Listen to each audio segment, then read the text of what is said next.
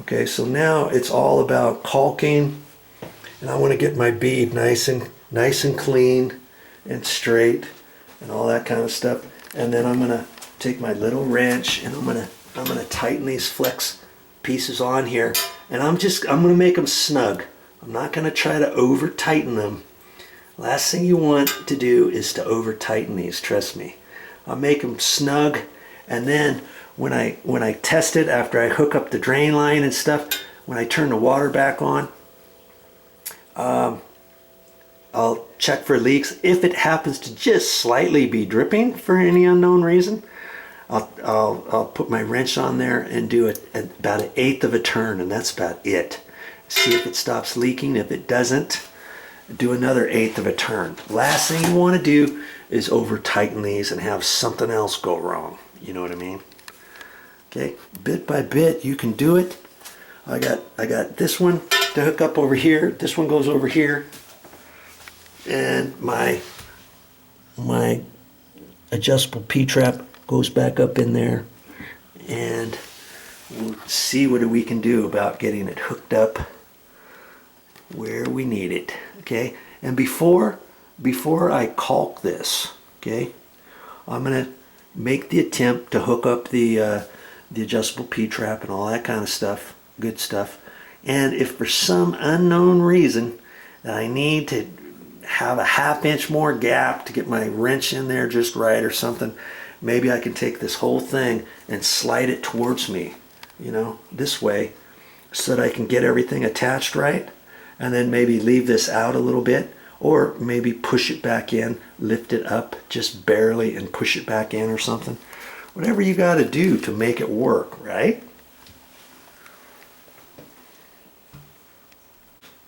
Oh, that's funny. Remember I said, I don't know what that does. Well, in the middle, you use it just like a regular screwdriver. If you got it to the left, it's a ratchet.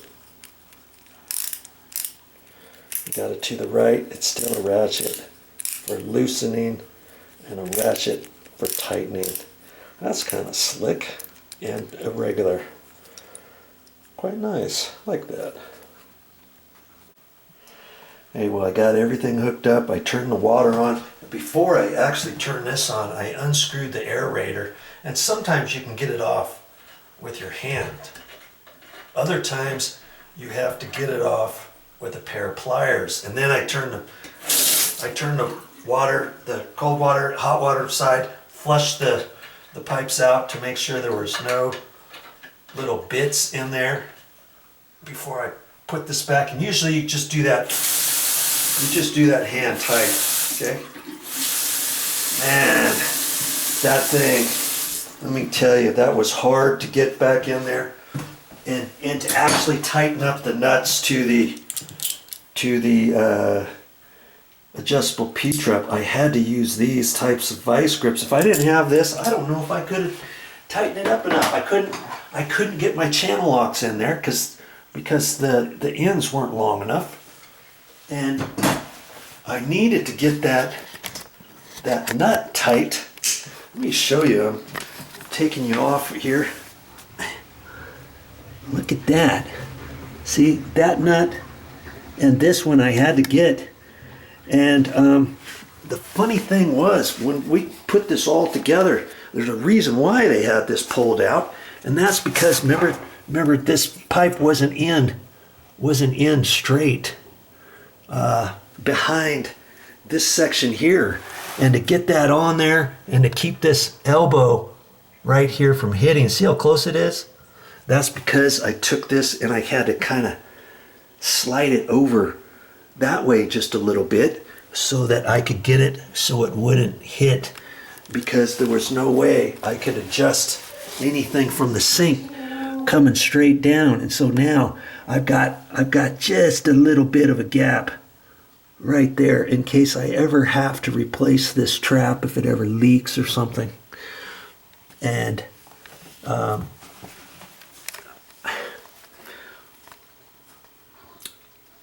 I had to loosen it up here, shim it, slide this over back and forth. I even had to put a little plastic shim in here to hold this up. So when I put the level across here, it was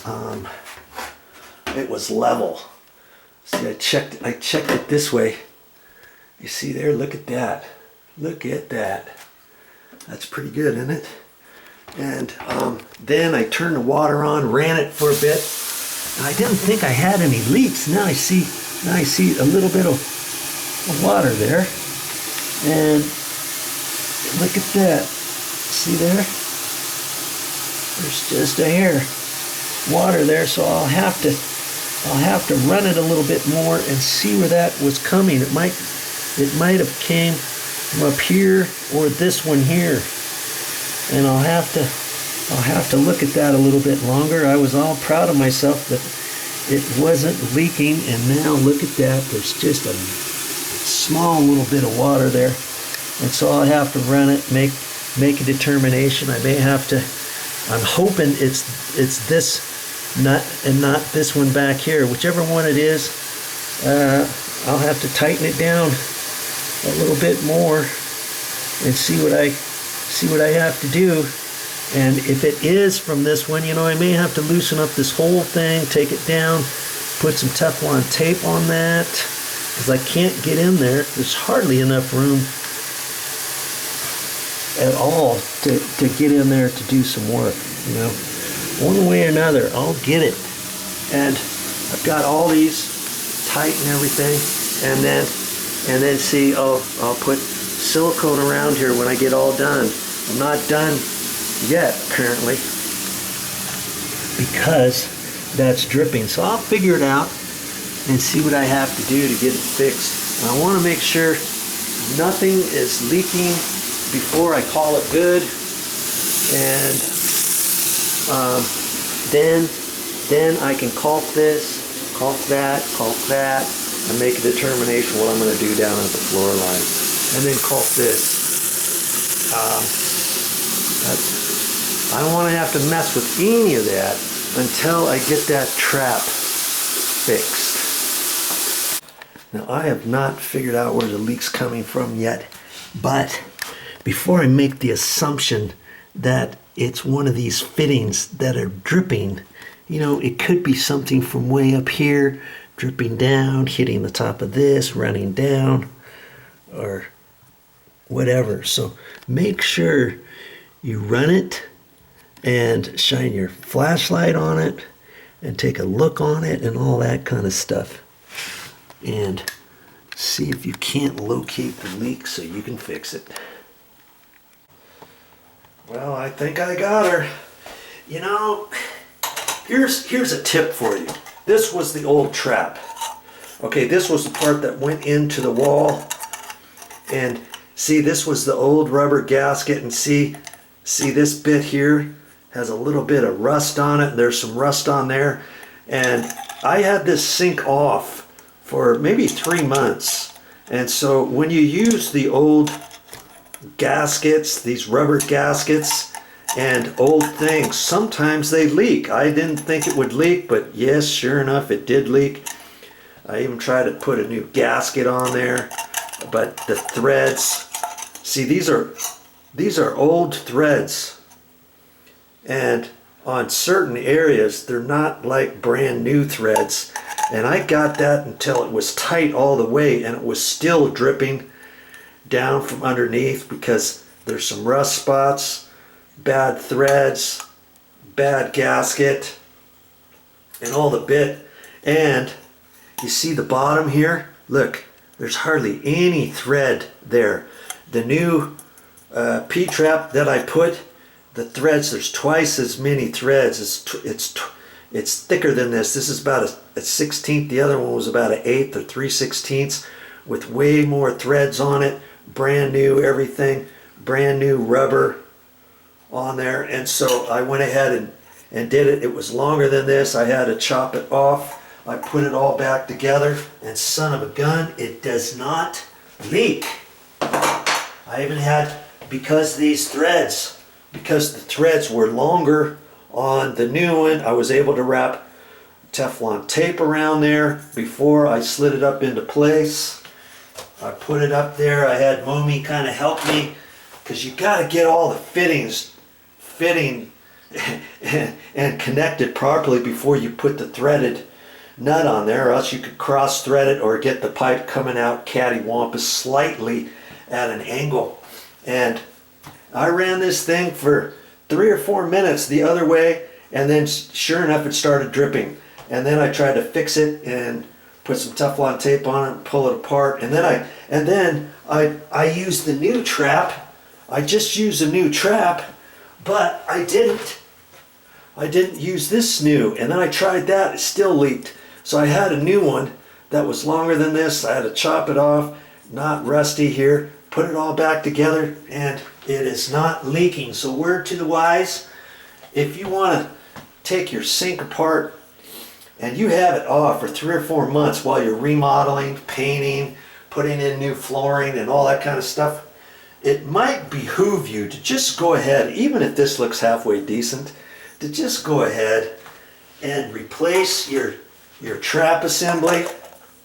You know, they don't cost that much. I mean, granted, these were 22 gauge, and just the J portion of the trap was $11. This was $7. That was $18 for this whole thing.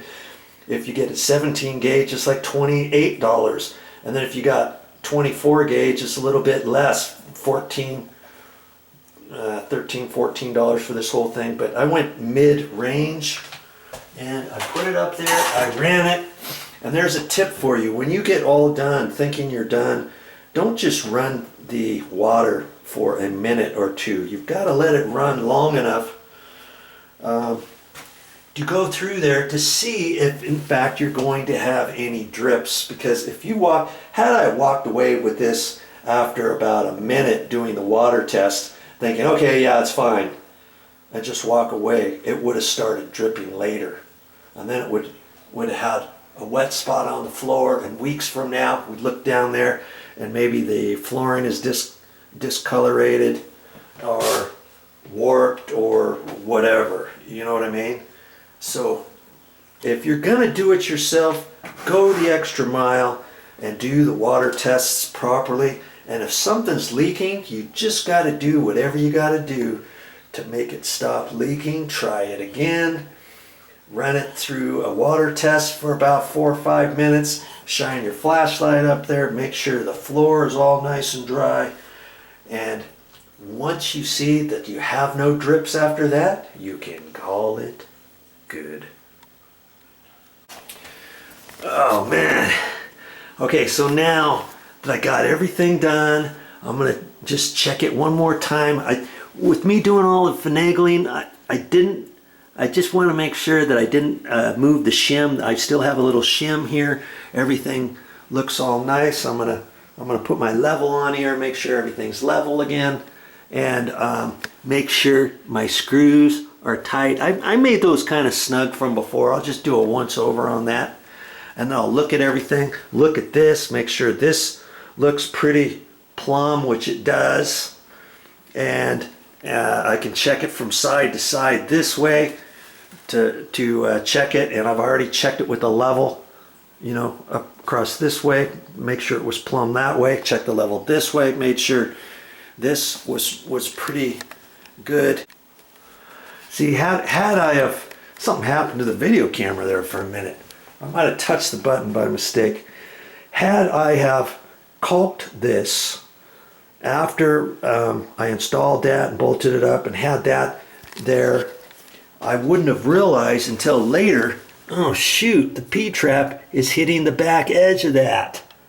You know, that's why after I adjusted everything, I ended up having to slide this over and out a little bit to allow enough room to get this P-trap in there. That's because it's not right behind this. It's off to the side, and the adjustable side of the P-trap was hitting the edge of this had I had it exactly where I had it initially. Do you see what I'm saying?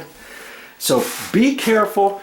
Watch what you're doing when you disconnect all this stuff. Now see, I wasn't the one who disconnected all this. The plumber disconnected it all, and I just left the mark that was up on the wall as my guide to reinstall everything. See? So had I have seen that, I would have taken some measurements off the floor before I disconnected everything, looked at it, saw that the trap wasn't in line with this. There's a tip for you. You're going to put a pedestal sink up, and if you're the one doing the remodeling or whatever, you want to make sure that drain, it's nice to see it fit behind this, you know what I mean? Then it wouldn't be off to the side, and you wouldn't have to do this adjustments. Then this would have fit in where it should have fit and all that kind of stuff. Okay, all right, I'm calling it good for this video. Thanks for joining me. Well, I'm sure glad that's done. I've been dreading getting this reinstalled and everything. That's all I got for this time, but I'll be back with more videos, and I'm not sure exactly what I'm going to show you next time, but I'll find something. Keep watching. Okay, gotta caulk this thing and call it good.